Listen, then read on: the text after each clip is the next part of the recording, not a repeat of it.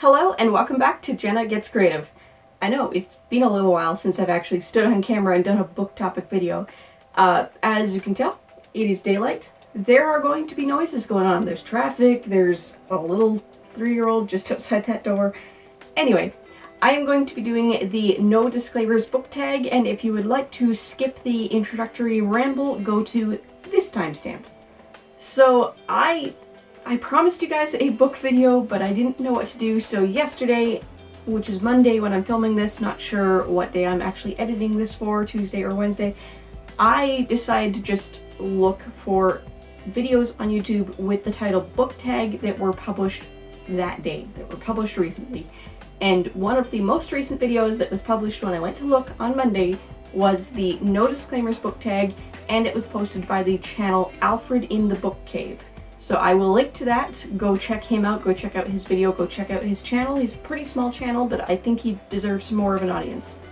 The original for this book tag is no longer on YouTube or any blogs as far as apparently anybody's been able to find. So the finer points of the rules are lost. The title, no disclaimer, kind of implies that maybe we aren't supposed to explain ourselves, but where's the fun in that? So I will try to keep my answers short. Honorable mention to another tag that I saw yesterday that I may also do, the Interrail/Eurorail book tag part 1 by Booktime with Elvis. It is a brand new tag that he just created this week on Monday. I will also link that one, go check it out. It looks like a lot of fun. I do want to do that one in the future, but like I promised a book video, I want to actually hold up books or put book thumbnails up on screen and tell you about books specifically.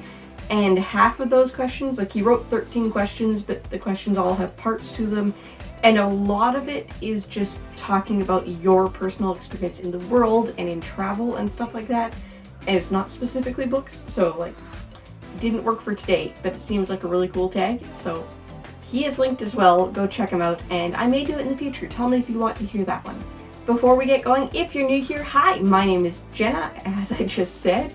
I am a freelance editor/illustrator, I am a book reviewer, and I'm also an artist here on YouTube. Most of the time this channel is art, sometimes it's booktube. I upload usually Tuesdays and Fridays, sometimes Wednesdays and Fridays. I like to do top-down time-lapse art videos with commentary or tutorials, that kind of thing. I like to review books and art supplies. I like to do book tags like this. I like to do art challenges and collaborations with other artists. If this kind of thing sounds like your speed, whether you're here for art, for books, or both, don't forget to hit the subscribe button on your way out. And everybody watching, if you could help me appease the algorithm overlord and hit like and leave a comment, I'd very much appreciate that. Thank you so much for watching. Let's get on with it. I will be reading from the companion blog post. Question 1. What trope in books annoys you the most? So my answer for this one is the world that never progresses.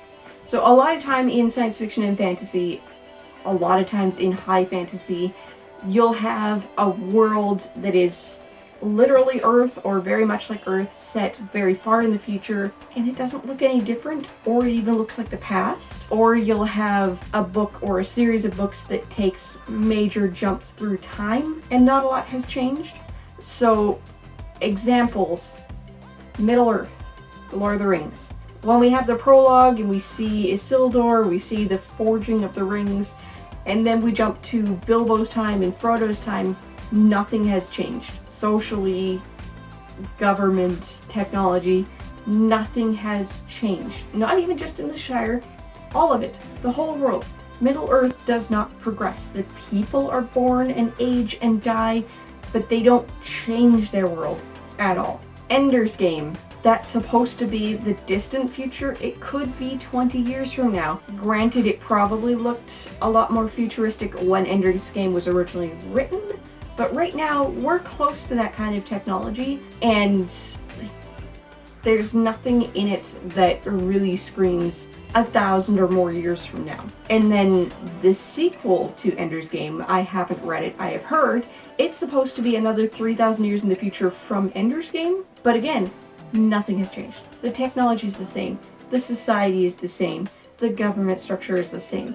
There's nothing to indicate that this isn't one generation later. On a similar vein, we have Star Wars. Yes, I know, I love Star Wars. I am a Star Wars nerd. I am also a Trekkie. I love both. I have loved Star Wars since I was a little kid, so this doesn't affect my love of Star Wars, but it's always been something I've wondered about and been a little bit annoyed by. Star Wars is a long time ago in a galaxy far away, and we have 1970s, 1980s humans on slightly futuristic vehicles and using slightly futuristic technology and weapons. And over the vast canon of Star Wars before and after Disney, over many, many generations, their technology is not changing. They're fighting the same wars. They have the same governments. They have the same society. But also, 90% of the characters, they either are human from other planets, or they're a species that very clearly diverged from humans. They're all very, very terrestrial, human form creatures. And you can't tell me that that's a budget thing, because they made Jabba the Hutt actually look like a big giant slug and not the man in a furry suit that was originally filmed. Lucas didn't choose to change the species on a lot of his people. A lot of his people are humans. So you're telling me that a very long time ago, in another galaxy, humans already existed, and they had that level of technology, and then humans, sprang up here separately, independently, exactly the same species? Like, if humans existed over there in exactly the same form, then we were transplanted here. Why don't we have that technology yet? Why aren't we more advanced than them? Question 2. Which writer or writers do you feel are overhyped? So for this one, I picked Rick Riordan, who you may know from the Percy Jackson books. Very successful writer, and yes, Percy Jackson is a good story. But seriously, if this man has a new release in any given calendar year, and he usually does, it's going to win the middle grade category on the Goodreads Awards. Every time. Rick Riordan will win that category. If you've read 3 Rick Riordan books, you've read them all. He writes the same plot over and over and over and over again. Number 3, what are your least favorite books since you started booktube? So I am going to pick 3. These all appeared on my DNF blog post from back in March. I may have also made that a video, I'm not sure, but we're just going to quickly run through the 3 that I picked for the blog post. Option number 1, which I have subtitled Excellent Idea, Terrible Execution. Rise of Knight and Sword by Miriam Wade. So this one, we have Camelot, the magical realm of Camelot. We have an actual King Arthur going off on his adventure. Our main character is a librarian using modern technology in this world where magic also exists. Sounds like a great idea. I want to follow her around, see what she gets up to, trying to work a mundane job in a magical world. What we get is she wakes up and she gets out of bed and she puts on her clothes and she walks down the hall and down the stairs and down the hall, and she goes to her bathroom and she's looking in the mirror while she brushes her teeth and she's brushing her hair and she's thinking about the fact that she has to go to work real soon and maybe she doesn't have time for breakfast. And it's like, oh my god. This is what you put in the 20-second montage at the beginning of a comedy movie. This is not a chapter-length prologue. Stop. We don't care. And honestly, I didn't get very far into this one, but it didn't get better. So that one, I would say it needs a developmental editor to tear it down through the bones, find the plot, and direct the author in writing something that people actually want to read and weeding out all those details we don't care about. Because there is something in there, and I'm not opposed to trying this author again. But oh my goodness, this one was not ready for publication. Option 2, which I titled The Prologue Story Was Better. This is Stolen by Marlena Frank. This is a radically different Alice in Wonderland retelling. We have, our girl is Shaylee. She has a very, very tense, almost estranged relationship with her father, and she's attending some sort of social event where he's very, very celebrated. And the story that's being told between her and her father is very interesting. I want to know more about that. And then she ends up in Wonderland. Except this is post-apocalyptic. We had a civil war and now there's not much left. Alice in Wonderland. Something took her from the real world to this Wonderland world, hence stolen, and then it just dropped her off and lost her. And now she's wandering through with this cowardly griffin who's ashamed that he didn't do what needed to be done when the world ended. I didn't finish this one either.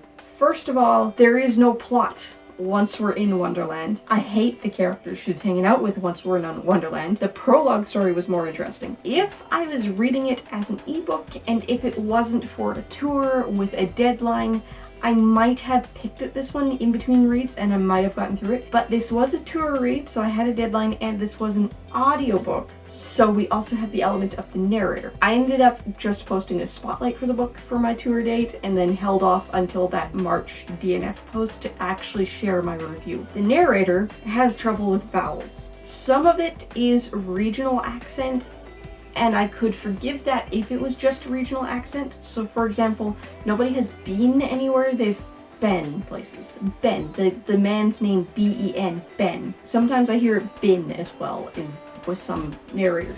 But like, if it was just that regional accent, I could deal with it. I don't like it, I could deal with it. But the landscape had either pillow forms, either the shrubbery was light and fluffy and causing pillow shapes across the landscape, pillow forms, or what I heard, there's a species of shrubbery called a pillow fir. I can't tell, and that's a problem. I also noticed quite often fault on both author and narrator. Everybody came to a halt. So repetitive for the author, everybody is coming to a halt. That is the phrase. It is used a lot. It comes up a lot. Negative on the narrator, she's pronouncing it came to a holt with an O. H-O-L-T, holt is an animal's den. The author says they stopped abruptly. The narrator says they arrived at an animal's den. Third and final option for answering this question, possibly the worst one, option 3, racism in a world without women. This is Infernal by Mark DeJagger, and it is the start of the Chronicles of Stratus series. This one, our character, Stratus, eventually he remembers his name is Stratus. He has done something to himself to increase his power and he's caused amnesia. He is evil. He is eviling his way across the land, cannibalizing people, and absorbing their memories as he goes, learning from them, trying to figure out who he is, what he did to himself, and why, so that he can fulfill whatever destiny he's supposed to have. Fascinating premise. The author did a very good job of writing a demon character to the extent where there's absolutely no emotion. He's devoid of emotion, which makes sense for a demon character, but it is a first-person POV exclusively the whole way through. We are in this emotionless head the whole way through. So there's nothing to connect to. It did need a foil. It needed a second POV from somebody who's a little more empathetic, or it needed to step back to a third-person narrator voice every once in a while. That would have improved it greatly. Second complaint is there are no women in sight. It's not that he doesn't speak to women. It's not that women aren't named.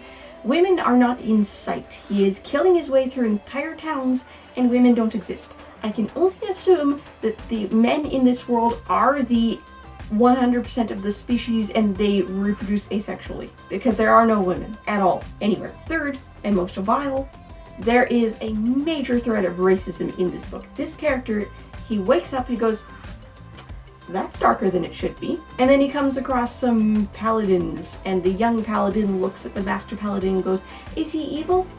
No. Why would you say that? Because he's black.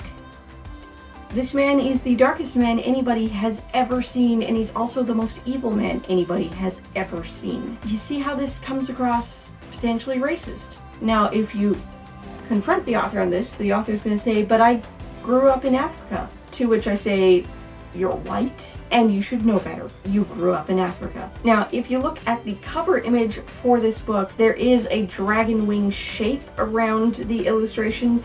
It's very clear that the spoiler ending they're getting to, I didn't finish it, but other reviews spoiled it. Very clear that he is actually a dragon and he is taking his final form. He's probably a black-scaled dragon, and that's probably why his skin has changed. That was probably meant to be a hint drop, done very poorly. Question 4. What is a terrible ending that ruined an otherwise quality book? Mockingjay by Suzanne Collins, the conclusion of the original Hunger Games trilogy. This is going to be slightly spoilery in a vague sense. It's an old trilogy at this point. If you haven't read the books or seen the movies, I don't know, skip to the next question. This book already has a complete 180 shift in the middle of the book, which is the spoiler part. I won't say anything more specific. After that 180 shift, after the high amount of action and tension the rest of the way through the book, through the second half of the book, we get the world's most vanilla, most limp, most rushed prologue I have ever read. We have characters written off in 1 or 2 sentences.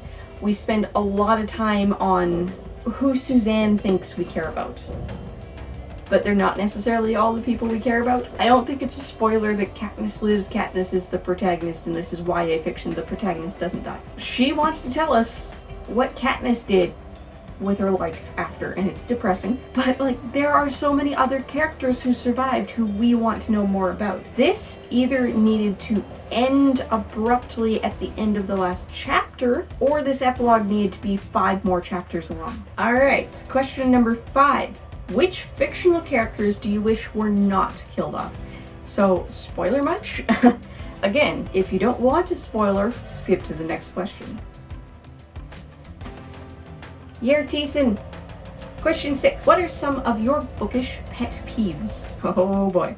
So, the first one I listed, when the book promises one story and delivers another one. That was the problem, the main problem I had with Stolen. The prologue story was a better story. I also hate it when the primary conflict is driven by the fact that 2 characters really need to sit down and talk to each other, because they're making completely opposite assumptions about what the other character is thinking about themselves or their common problem. In the original Mistborn trilogy, there are moments where Vin and Elend are acting, they assume in each other's interests, and they assume they are acting according to what the other person needs and what the other person thinks, but they haven't sat down and talked to each other and told each other what they're thinking about each other and what they need, and they end up actually working against each other for most of an entire book. I believe it was the 3rd one. It was really annoying. Just sit down and talk to each other for 5 minutes, please. And the 3rd one I listed is when a white author goes out of their way to include diversity such that they have a protagonist or a prominent speaking character who is a BIPOC person, and nothing other than the physical description of the character tells me that that's who they are. They don't speak in a way that would be relevant to that experience. They don't have that social experience. They're still walking around with white privilege, that kind of thing, but the physical description tells me that they're black or brown or whatever. When a white author is doing it and then they don't like get a sensitivity reader in to tell them whether or not they've done it right, or they only have their sensitivity reader tell them what's offensive, which is potentially nothing depending on how you view a very, very neutral character that you've just described as black. This is what BIPOC readers and authors are screaming at us white authors not to do. Don't just have a token black character. Don't just tell me your character is black and then write them as if they are you, because that is not your lived experience. I'm not saying I don't want to see diverse casting. If your character's best friend happens to have a different skin color, that is fine. But if the point of view character, and you're going to be sharing this character's experience, and they are going to have social interactions in a world like this one, you need to make them read like a BIPOC character. You need to have them experience different privileges and prejudices than a white character. And this is 2021. We're done with this. I have actually criticized black authors for writing characters that didn't read as black. Not to get too repetitive from other videos, but Ace of Spades is Gossip Girl with this decade's technology, and the descriptions of the characters are blank. But they still sounded like the rich, whiny white girls full of privilege from the original TV series that it clearly was inspired by, and the plot did not change. Question 7. What are some books you feel should have more recognition? First on the list, I'm going to say Of Honey and Wildfires by Sarah Chorn. This is my new favorite author this year. This is a gaslamp fantasy novel.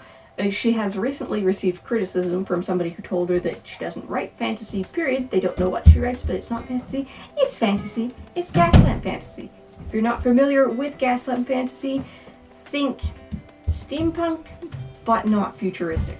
If steampunk is the future as imagined and invented by people from the Victorian era, then gaslamp is high fantasy or urban fantasy in that time, in the Victorian era. So this particular one, Of Honey and Wildfires, it's New World Western Frontier Victorian, but there's magic in the world. It's a really fascinating book. There is this rainbow kind of magic that it's a sugar coating on the world. If it works for you, it makes spoiled food taste good. It cures all ailments as long as you continue using it. If you use it incorrectly or use it too much, you get addicted to it. It's called shine, so there are shine addicts. But some people are immune to it, and they're kind of shunned by society. It's a really fascinating book. It's a really fascinating book. Our main characters are the son and daughter of, but not raised by, this notorious person who's fighting against the companies that control the shine. Fascinating book, go read it. This is part of a series. There is a novella before it that I haven't read yet, but there is a brand new full-length sequel to this one, and you need to check it out. Option number 2, All Bags Go to Cleveland by C.S. Hale. This was my favorite independently published book of last year. It made it onto my top 20 of 2020, and this is a contemporary urban fantasy romance. We have Angela, who happens to be a gremlin in human form because they look like humans when they want to. And she works for an airline that is owned by her uncle, and it is run by gremlins. She has this magic that has to be used. If she doesn't use it, it uses itself, and it uses itself in inconvenient ways. Because she's a gremlin, her magic has to cause chaos in some way. So when she's feeling up to it, she causes chaos for good.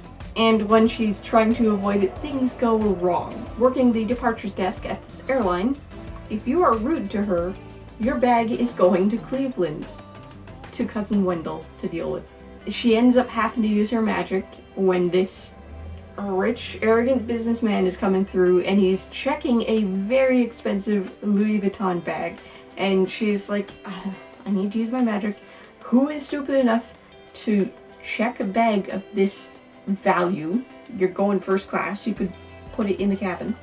So she sends that to Cleveland, and he, on the other end, he's like, okay, so send my bag to Cleveland intentionally, we'll see if it gets where it's actually supposed to go. He has exactly the type of humor, the view of the world that she needs in a partner, romantic or otherwise. And most of the book is just everybody around them either trying to force them together or trying not to force them together, because their friends see that this is good for her and her family wants her to marry somebody magical. Question 8. What are your thoughts on censorship and book banning?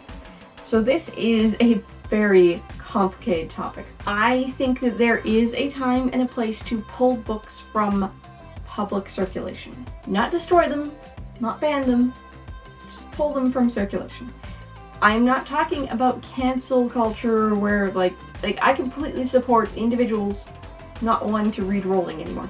I completely support independent bookstores no longer stocking or taking personal orders for Rowling's books, and maybe in the process of telling a customer why they're not ordering that, maybe they have saved that customer from accidentally making that purchase and then regretting it later because actually they agree with the movement to not support Rowling anymore. But the big chains are still going to carry her stuff. The film studios are still going to make her movies. It's not a complete cancellation. that is fine. When you want to burn Harry Potter books because you're against magic in fiction, that's horrible. That is not at all what I'm talking about. So what I'm talking about, what I support, is libraries pulling outdated material from general circulation when there's newer stuff available. University libraries pulling the old journals in favor of the new journals so that students doing their research are getting the up-to-date, accurate information. Maybe keep them around. Maybe there is merit in certain situations in finding out what the old information is. When you have a 100-plus-year-old history book on Native American culture, and it's written by somebody who is not a Native American, and it's full of old, outdated 16th century, 18th century colonial opinions on Native Americans, that is no longer a valid resource, and it contains harmful information.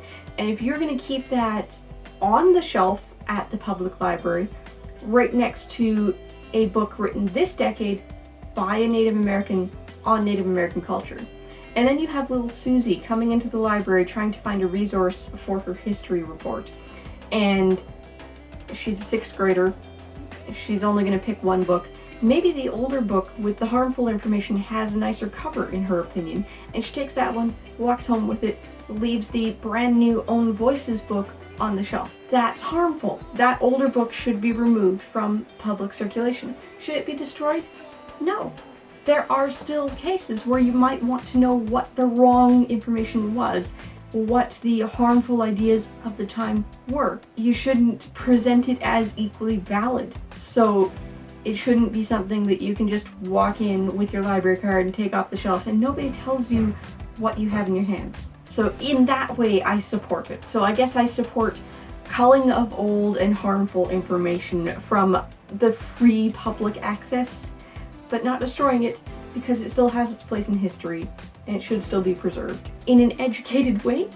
Question 9, the last question, is just to tag somebody. So I am tagging you, all of you, anybody who is watching this or reading the companion blog post.